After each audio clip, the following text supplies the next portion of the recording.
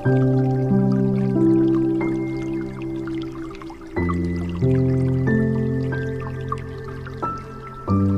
Students, हम आज से YouTube पे पहली बार शॉर्ट हैंड के सारे वीडियोस डाल रहे हैं। आज से हमारा ये प्लेलिस्ट चालू होगा।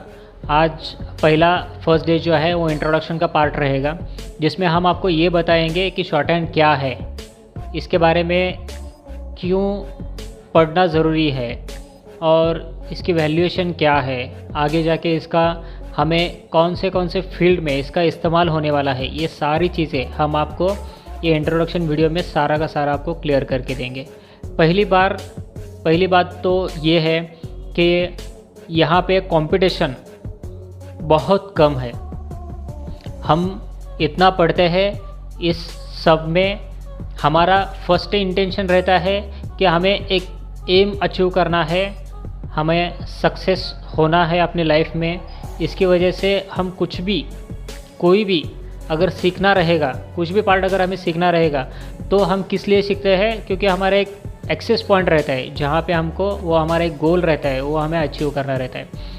तो उसी हिसाब से अगर उस बेस पे अगर आप देखेंगे तो शॉर्ट हैंड स्टेनोग्राफी जो है वो एकदम बेस्ट है, क्योंकि यहाँ पे बहुत कम कंपटीशन रहता है। और दूसरी बात तो यह है कि यहाँ पे आपको सैलरी भी ज़्यादा मिलती है, क्योंकि गवर्नमेंट सर्वेंट जहाँ पे भी गवर्नमेंट सीट्स निकलते हैं वहाँ पे आप देखेंगे तो आपको ये पता चल जाएगा कि हर साल एसएससी है, उसके बाद ईपीएफओ है, उसके बाद कोर्ट है, उसके बाद डीआरडीओ है, हाई कोर्ट है। वहाँ पे सबसे ज़्यादा वैकेंसीज जो निकलती है स्टेनोग्राफर के लिए, तो हर साल इतना वैकेंसीज उनको रिक्वायरमेंट का रहता है और वो लोग भर्ती करके लेते हैं।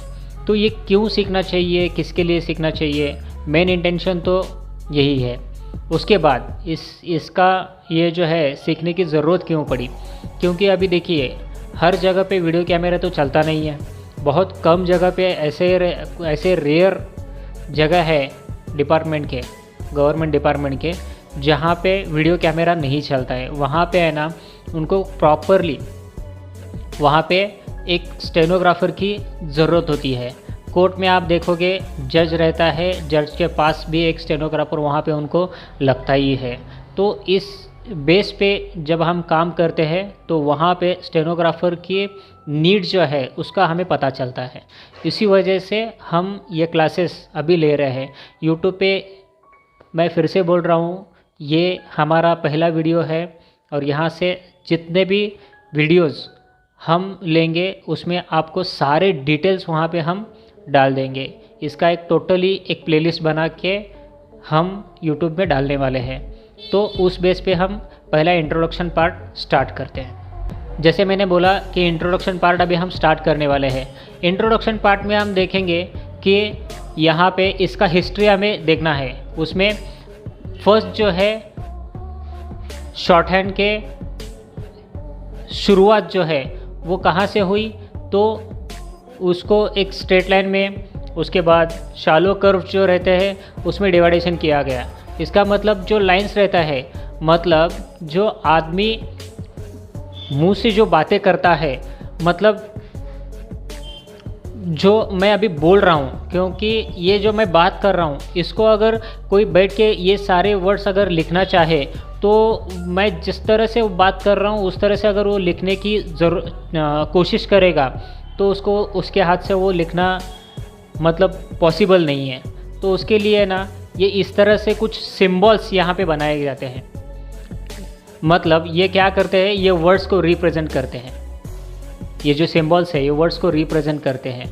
तो ये इनका जो है वो सारे डिटेल अभी हम यहाँ पे देखने वाले हैं। उसमें सबसे पहला चैप्टर जो आता है शॉर्ट हैंड में वो कौन सा है, तो वो कॉन्सोनेंट्स का है। फर्स्ट चैप्टर क्या है, कॉन्सोनेंट्स। उसमें स्ट्रेट लाइन दिया है और शैलो कर्व्स दिए हैं। इनका इस्तेमाल करके लैंग्वेज कैसे बनाया गया है, किस तरह से हमें ये पढ़ना चाहिए शॉर्ट हैंड, उसके बारे में सारे डिटेल्स यहाँ पे हम देने वाले हैं। जैसे मैंने आपसे कहा था कि कॉन्सोनेंट्स का आपको यहाँ पे मैं सारी जानकारी देने वाला हूँ। स्ट्रेट लाइन और शैलो कर्व्स जो है उनको डिवाइड करके इस तरह से हर एक सिंबल को एक लेटर वहाँ पे दिया गया है। ये जो लेटर्स है, इस लेटर के बेस पे यहाँ पे हर एक सिंबल को कौन सा लेटर दिया है, उसका नाम क्या है, ये हम अभी यहाँ पे पढ़ेंगे। शुरू में है पहला P और B। तो आप यहाँ पे देख रहे हो ऊपर से नीचे ये जो लाइन आ रही है, तो ये क्या रिप्रेजेंट करता है? P को। अगर ये लाइन अगर लाइट आप लिखते हो तो यहाँ पे ये P रिप्रेजेंट करता है। अगर यही लाइन अगर आप डार्क में लिखते हो तो ये B रिप्रेजेंट करता है। जैसे क्रॉस लाइन है उसी तरह से स्ट्रेट लाइन भी है। स्ट्रेट लाइन जो है अगर लाइट में आप लिखते हो तो T रिप्रेजेंट करता है, अगर वही आप डार्क में लिखते हो तो वो D रिप्रेजेंट करता है। उसके बाद CH as it is P से उल्टा और B से J उल्टा, जैसे वहाँ पे ऊपर दिया है वैसे ही। क्रॉस लाइन है, यहाँ पे अगर लाइट में लिखते हो तो CH होता है, अगर आप डार्क में लिखते हो तो वो J को रिप्रेजेंट करता है। उसके बाद ये जो यहाँ पे K के लिए हमने दिया है सिंबल, ये एक लाइन है और G के लिए भी सेम है, बस इसमें फ़र्क इतना ही है, अगर लाइट लिखते हो तो वो की को रिप्रेजेंट करता है और अगर डार्क लिखते हो तो वो G को रिप्रेजेंट करता है। उसके बाद मैंने आपसे कहा था ये जो है यहाँ तक ये स्ट्रेट लाइन का पार्ट हो गया। उसके बाद अब यहाँ पे शैलो कर्व्स,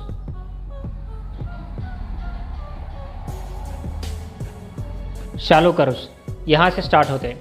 ये जो है ये F को, पहला फर्स्ट कर्व जो है वो F को रिप्रेजेंट करता है अगर लाइट में रहेगा तो, और अगर वही डार्क में रहेगा तो V को रिप्रेजेंट करता है। उसके बाद ये कर्व है, अगर आप छोटा सा C यहाँ पे लिखते हो तो वो TH को रिप्रेजेंट करता है, जहाँ पे हमें बताया गया है। इन दोनों में फ़र्क इतना ही है, ये ITH को रिप्रेजेंट करता है और ये THEE को रिप्रेजेंट करता है।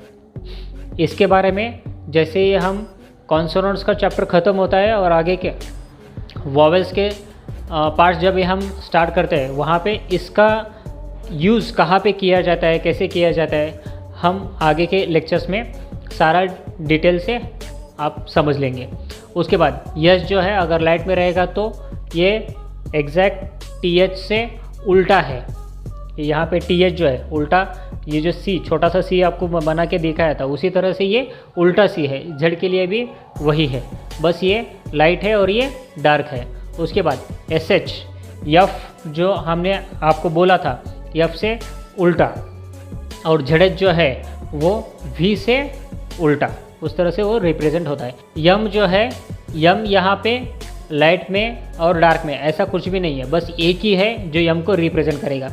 उसके बाद यन और यनजी, यनजी का मतलब है ING। अगर यन आप लाइट में लिखोगे तो यन रिप्रेजेंट करेगा और अगर डार्क में लिखोगे तो यनजी मतलब ING को वो रिप्रेजेंट करेगा। उसके बाद यल, ये जो है वो नीचे से ऊपर जाता है इस तरह से यल।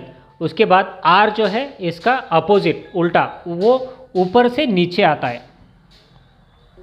जैसे आर यहाँ पे किया है वैसे ही दूसरा एक आर यहाँ पे और दिया है, जो लाइन हम यहाँ पे जे और CH के लिए देखा था हमने, ये सेम लाइन है बट डिफरेंस इतना है CH और J ये लाइन ऊपर से नीचे आती है और R के लिए ये नीचे से ऊपर जाती है। ये जब हम वर्ड्स देखेंगे उसमें या फिर डिक्टेशन लेंगे उसमें आपको इसका मैं टोटली डिटेल इसका यूज़ कैसे किया जाता है, किस तरह से किया जाता है, वो सारा मैं आपको पढ़ाऊँगा आगे के लेक्चर्स में। उसके बाद W जो है वो एज इट इज़ हम जो राइट का सिंबल करते हैं, ये नीचे से ऊपर ऐसे जाता है। उसके बाद ये उल्टा नहीं लिखना है, ये ऐसे करके नहीं करना है, ठीक है, ये गलत है। उसी जगह पे ये इसको नीचे से ऊपर लेना है। वाई सेम, ये ऐसे यहाँ से इसको ऐसे ऊपर करना है, उल्टा। राइट मार्क जो है वही उल्टा आपको वहाँ पे लिखना है। ओके, उसके बाद सेम जैसे इसको हमने लिया था वैसे यच जो है छोटा सा सर्कल है और स्ट्रेट लाइन नीचे की तरफ आ रहा है, यच वाला। उसके बाद ये दूसरा यच है, ये भी छोटा सा नीचे सर्कल है और वो ऊपर की तरफ जा रहा है। इसको ऐसे कभी नहीं लिखना है, ये गलत है। ये ऐसे अगर आप करेंगे तो गलत है, ये ऊपर से ही नीचे आना चाहिए। और ये जो है ये ऊपर से नीचे नहीं आना चाहिए, नीचे से ऊपर जाना चाहिए, ठीक है। ये जो है यहाँ पे हमारा कॉन्सोनेंट्स जो है उसका इस्तेमाल वर्ड्स में किस तरह से किया जाता है वो सारे डिटेल हम आपको यहाँ पे क्लियर कर रहे हैं। उसके बाद देखिए, हम हर एक चैप्टर्स जो हम यहाँ पे ले रहे हैं या फिर प्लेलिस्ट जो हम बना रहे हैं, हर एक प्लेलिस्ट में आपके लिए डिक्टेशन का एक पार्ट हम यहाँ पे दे रहे हैं। कंपलसरी हर एक वीडियो में एक डिक्टेशन का पार्ट रहेगा। जैसे मैं बोल रहा हूँ 60 का शुरू में रहेगा, 60, 80, 100, 120, 140 और 160 तक के डिक्टेशन हम यहाँ पे आपको प्रोवाइड करने वाले हैं। हेलो स्टूडेंट्स, अब जो हम डिक्टेशन लेने वाले हैं वो है अक्टूबर 1980 का। 60 वर्ड्स पर मिनट इसका स्पीड रहेगा। जो बच्चे अभी 60 मिनट्स पर वर्ड्स के लिए एग्ज़ाम देने वाले हैं या फिर पढ़ाई कर रहे हैं, ये क्वेश्चन पेपर उनके लिए है। So let's start. 1, 2, 3। Some time ago, there were two friends who were living village. Full stop. They were living in houses very near to each other. Full stop. One of them was working as a teacher in the primary school, and the other was working as a clerk in a local government office in the same village. Full stop. They had their families living with them. Full stop. The teacher's family included his wife, a son and a daughter, while the clerk had his wife and one son only. Full stop. Both the families were living in a very friendly manner. New passage. The salaries which the two friends were drawing were very poor, and were not sufficient to meet their usual requirements of life. Full stop. It was therefore a problem before them, full stop. As days passed on, comma, their condition of living was growing more and more difficult, full stop.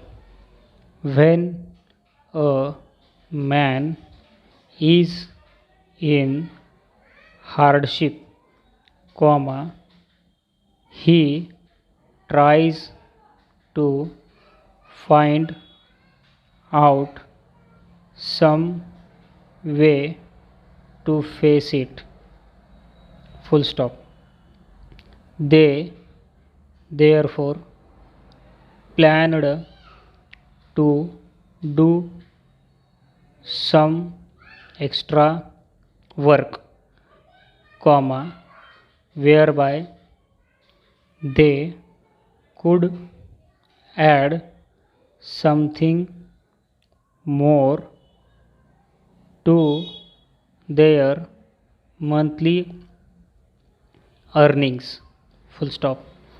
They obtained some loan from a bank and purchased 2 cows, full stop. The cows were of a good type and were producing milk in a large quantity, full stop. This source not only could save their money on their own milk consumption, but was capable enough to meet all their necessities of life through the sale of balance milk in the village, full stop. Their customers were very happy with this best quality of cow milk. New paragraph. Besides this additional source of income, comma, their views, comma, who were fairly induced, comma, obtained some tuition among the village boys and girls, comma, and thus they kept themselves busy all the time school life, full stop. In this way, comma, the two families were living quite happily without having any difficulty, full stop. Her video आपको यहाँ पे देखना ही है, उसके लिए channel को like कीजिए, subscribe कीजिए और शेयर कीजिए।